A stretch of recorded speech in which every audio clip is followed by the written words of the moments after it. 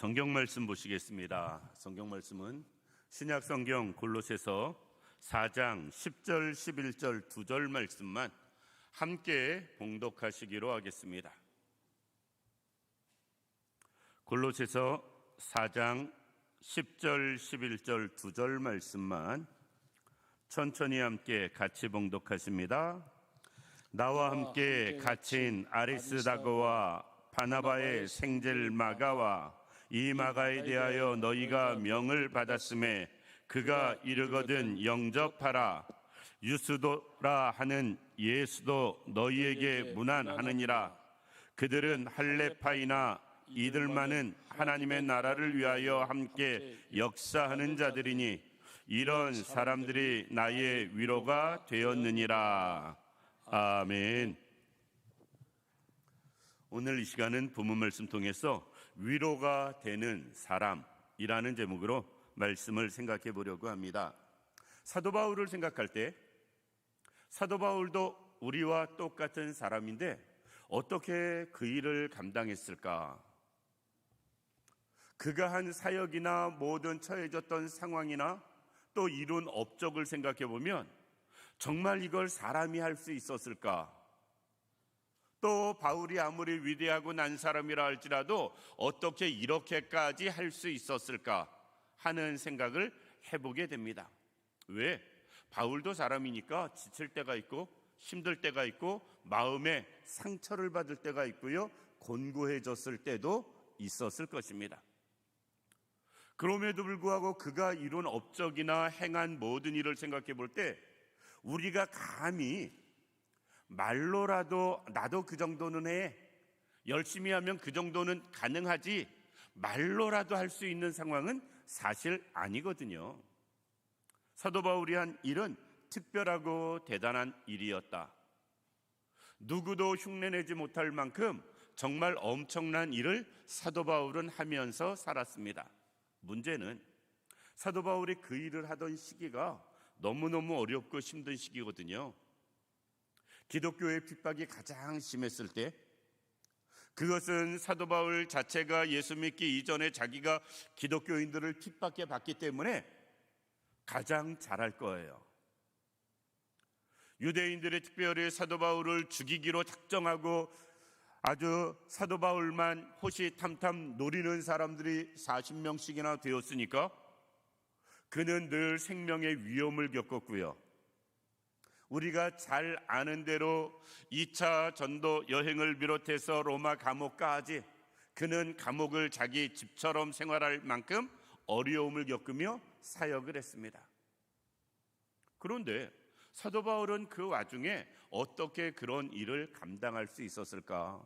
하나님의 말씀을 그렇게 기록을 하고 교회를 그렇게 개척을 하고 또 많은 영혼들을 주께로 인도하는 전도자의 삶을 살아가고 어느 것 하나만 하기도 쉽지가 않은데 사도 바울이 그럴 수 있었던 이유는 무엇일까? 크게 두 가지를 생각해 볼 수 있습니다. 첫 번째, 하나님의 은혜로 인도하심이에요. 누가 뭐라고 해도 그 일은 하나님의 은혜로 인도하시지 않으면 불가능했다. 언제나 하나님께서는 사도 바울에게 함께 하셔서 환난 가운데서는 늘 지키시고 막으시고 보호하시는 은혜가 있었고요. 그리고 어떤 환난에서도 늘 길을 열어주셔서 피할 길 또는 새로운 길, 은혜로운 길로 인도하신 모습을 보게 됩니다.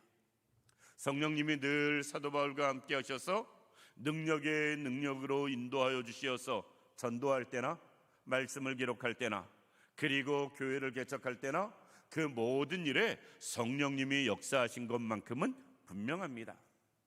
그런데 그게 전부였느냐라고 놓고 보면 한 가지가 더 있습니다. 그것이 무엇이냐면 늘 바울 곁에는 옆에서 힘이 되는 사람, 오늘 본문 말씀을 인용하면 위로가 되는 사람이 늘 있었다라는 것입니다. 바울이 바울 될 수 있었던 가장 직접적인 이유 하나님이지만 그럼에도 불구하고 이 땅에서의 원인을 찾으면 늘 옆에서 힘이 되고 도움이 되는 위로가 되는 사람들이 함께 했기 때문에 바울이 바울 될 수 있었다라는 것입니다. 첫 번째 전도 여행 때는 우리가 잘 아는 것처럼 바나바가 함께합니다. 두 번째 전도 여행을 할 때는 실라가 함께해요. 세 번째 전도 여행을 할 때는 아볼로가 함께했고요.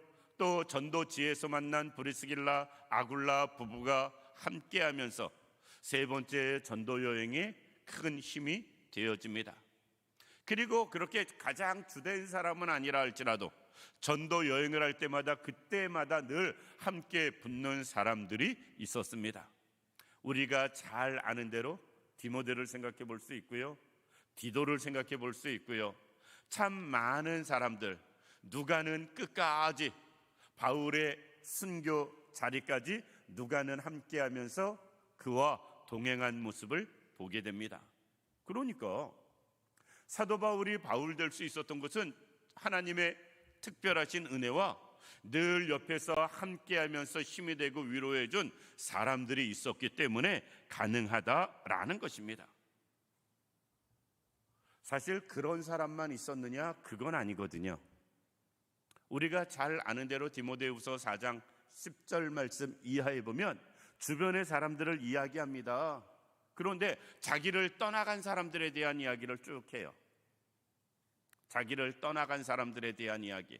물론 거기서는 사역 때문에 떠나간 사람도 있지만은 믿음에서 완전히 떠나서 신앙에서 배반하면서 세상이 좋아서 그 대표적인 사람을 데마로 설명하면서 데마는 세상을 사랑하여서 그는 떠났다라고 표현하고 있거든요. 그렇게 떠나는 많은 사람들이 있었습니다. 그럼에도 불구하고 사도 바울이 끝까지 사명을 감당할 수 있었던 것은 오늘 본문에 기록된 것처럼 사도 바울에게 위로가 되는 사람, 즉 힘이 되는 사람이 늘 주변에 함께 했기 때문에 그렇습니다. 그래서 오늘은 본문에 나오는 세 사람의 이야기를 말씀을 통해 생각해 보면서 사도 바울은 어떤 사람이 힘이 되었나, 이것은 오늘날 사역자들에게도 동일하고요, 사역자뿐 아니라 주의 일을 행하는 모든 성도들끼리도 이런 사람들이 힘이 되고 위로가 되는 것은 동일한 줄로 믿습니다. 그래서 우리는 결국 떠나가서 상처를 주는 사람들이 아니라 오늘 본문처럼 사도 바울에게 끝까지 위로가 되고 힘이 되는 사람, 어떤 사람인가 생각해 보면서 서로가 서로에게 그런 분들이 될 수 있기를 원하고요, 우리가 또 주 앞에서 살아가는 동안에 끝까지 그런 모습을 유지할 수 있는 우리들 되기를 원합니다.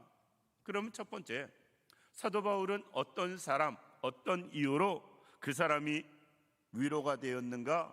오늘 10절에 이렇게 이야기합니다.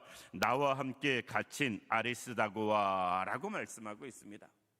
아리스다고를 이야기하는데 이렇게 이야기를 해요. 나와 함께 갇힌.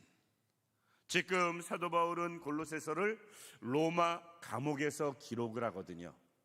순교하기 직전에 그가 로마 생활을 보통 2년 정도 봅니다. 2년 정도 로마에서 갇혀 지내는 생활을 2년 정도 보고 있는데 그 2년 동안 갇혀 있는 그 기간에도 아리스다고는 함께 했다라고 말씀하고 있습니다. 나와 함께 갇힌 아리스다고와. 사실 함께 갇혀 있는데 무슨 힘이 되겠어요? 솔직하게 밖에 있는 사람이 영치금도 넣어주고 면회도 오고 그리고 이렇게 저렇게 구명활동도 좀 해주고 그러면 힘이 될지 모르겠지만 같이 갇혀 있는데 무슨 힘이 그렇게 됐을까?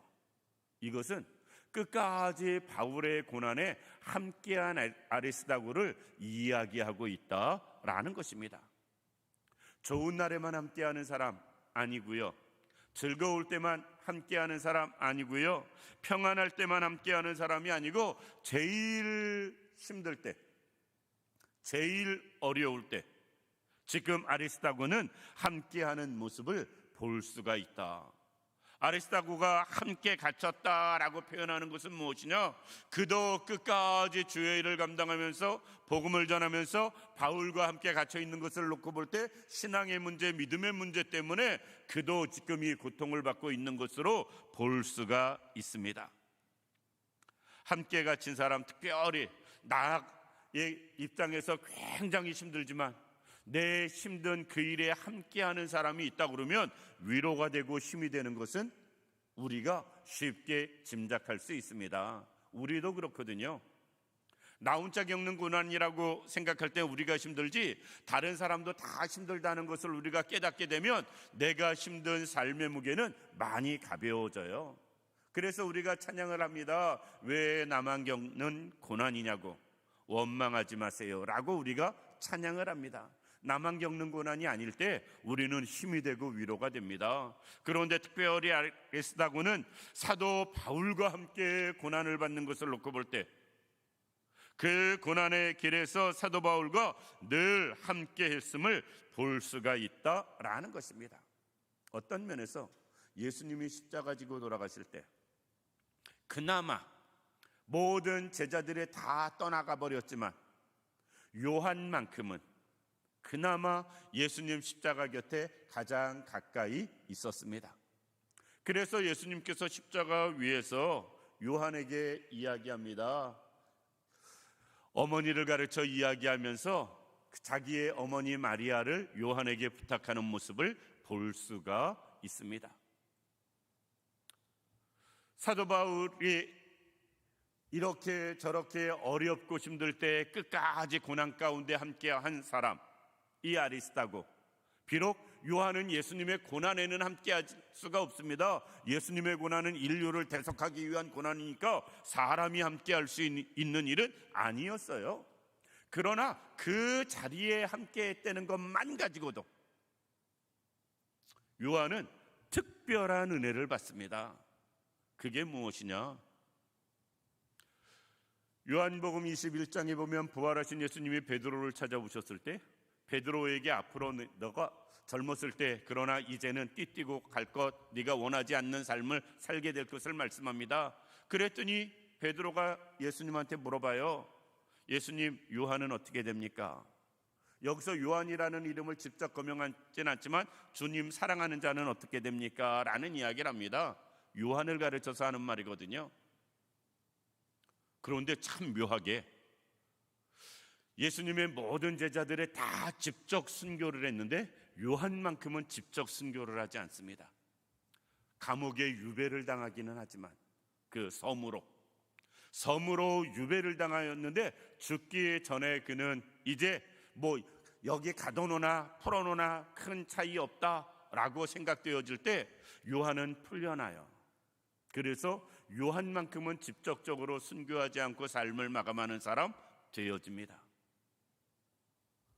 가장 어렵고 힘든 그 자리에 끝까지 함께했던 요한에게 주신 하나님의 특별한 은혜가 아닐까 싶습니다.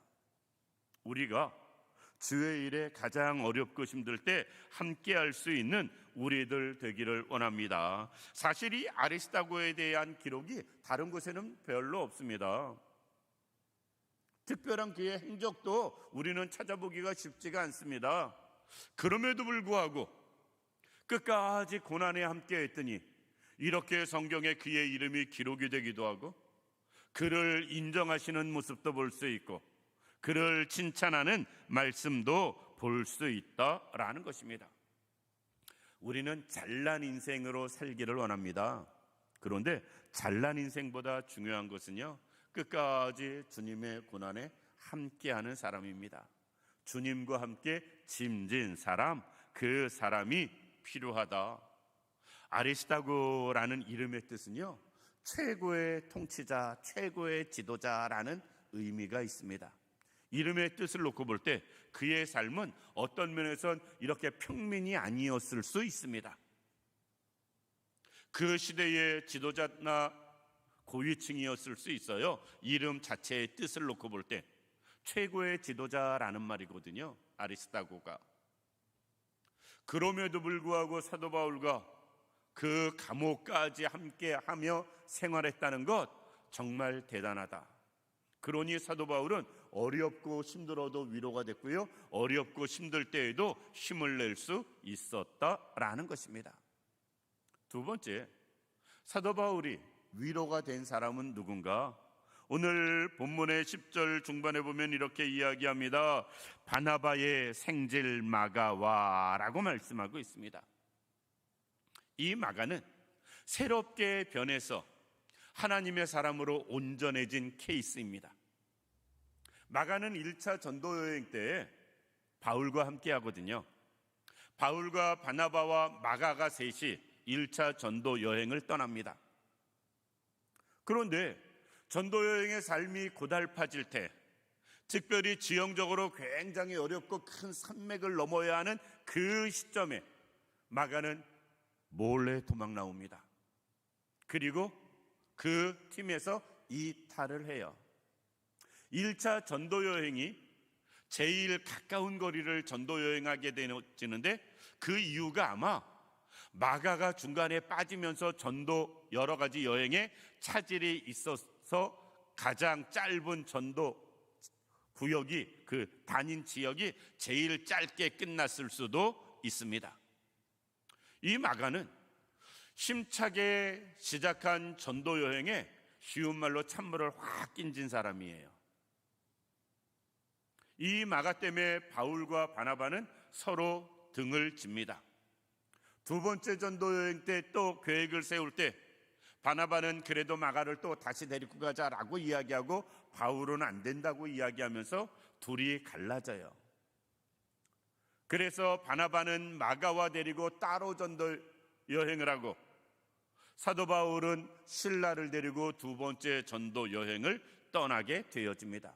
그러니까 바울 입장에서 이 마가는요 굉장히 못된 사람이에요. 첫 번째 전도 여행을 중간에 망친 사람, 자기에게는 선생님과 같이 은사와 같이 정말 특별한 사람 바나바와 사이를 깨트린 사람.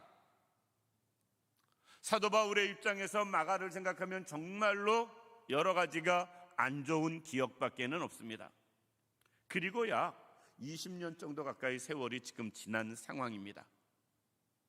여러 해 시간이 지난 상황에서 마가가 전혀 새로운 사람이 되어졌어요.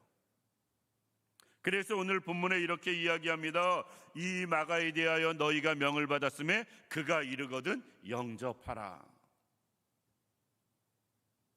디모데후서 4장에는 이렇게 이야기합니다. 디모데에게 네가 올 때 마가를 데려와라.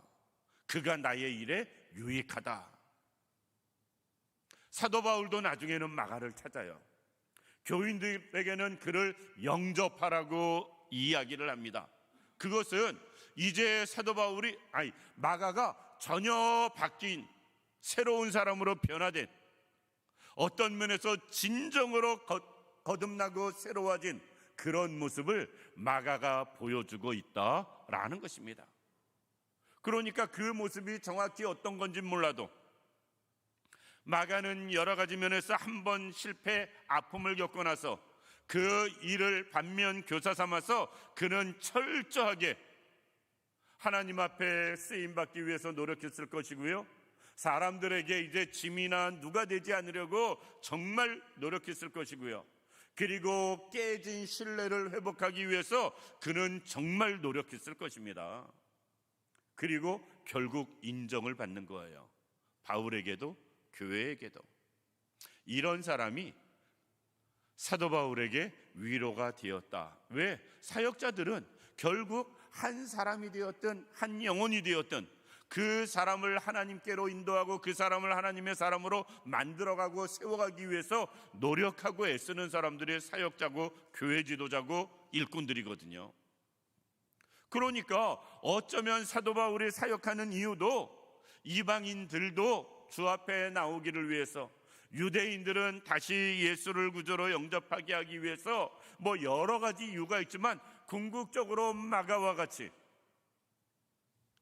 하나님 앞에 유익하지 못했던 사람을 하나님 앞에 유익한 사람으로 세우는 일이 목회의 초점이 아니었겠어요. 그러니까 그 일을 위해서 자기가 노력하는데 마가가 그렇게 변해지고 새로워지고 정말 특별하게 이제 일꾼으로 쓰임받는 그 모습을 놓고 볼 때 내 수고가 헛되지 않는구나, 내 기도가 헛되지 않는구나, 결국 뿌린 씨앗은 열매를 맺는구나, 뭐 여러 가지로 생각이 되어졌을 것 같습니다. 그러니까 마가는 아직까지 바울에게 직접적으로 어떤 힘이 된 것 같지는 않습니다. 왜? 말씀드린 것처럼 이 골로새서보다 더 늦게 기록되는 게 디모데후서거든요.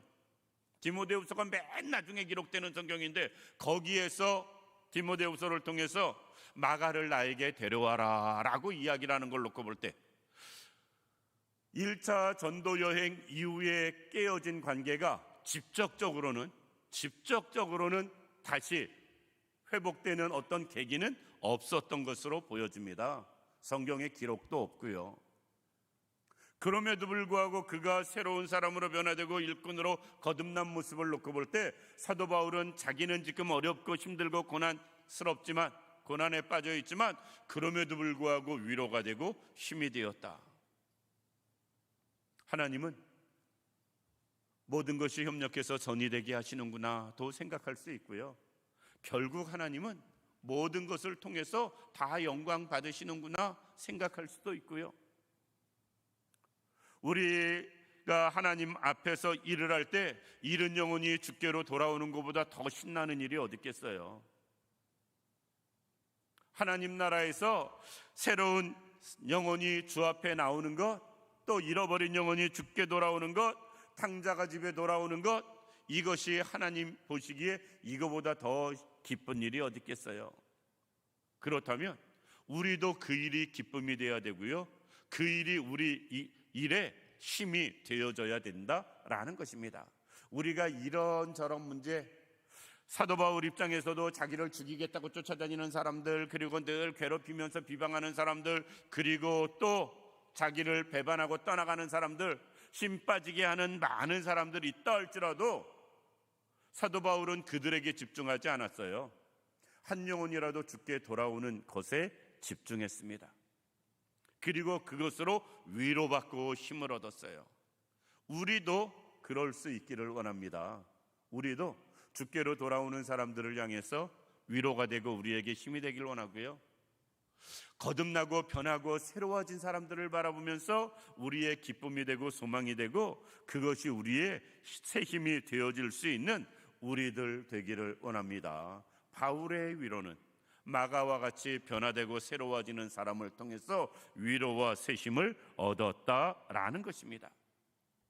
마지막으로 사도 바울은 11절 말씀 보면 유스도라라 하는 예수도 너희에게 문안하느니라 라고 이야기하면서 그 사람을 쭉 설명하면서 이런 사람들이 나의 위로가 되었다라고 이야기하고 있습니다. 그러면 도대체 이 유스도는 누구인가? 오늘 11절 중반에 이렇게 이야기합니다. 하나님의 나라를 위하여 함께 역사하는 자, 하나님의 나라를 위해서 함께, 쉬운 말로 충성하는 사람, 하나님의 나라를 위해서 함께 수고하는 사람, 유스도를 그렇게 이야기하고 있습니다.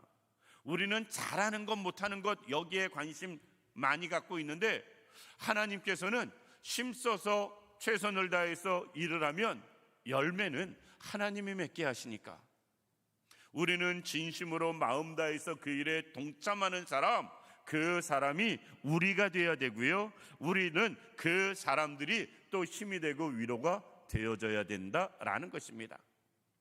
이 자리에 있는 우리 모든 성도님들, 하나님 나라를 위해서 함께 일하는 분들 되기를 원합니다. 하나님의 교회를 위해서 함께 수고하는 분들 되기를 원합니다. 그래야 서로가 서로에게 위로가 되고 힘이 돼요. 나는 죽어라고 하는 것 같은데 다른 사람들은 뒷짐지고 있는 것처럼 느껴지면 앞서서 일하는 사람들이 계속 힘이 빠집니다.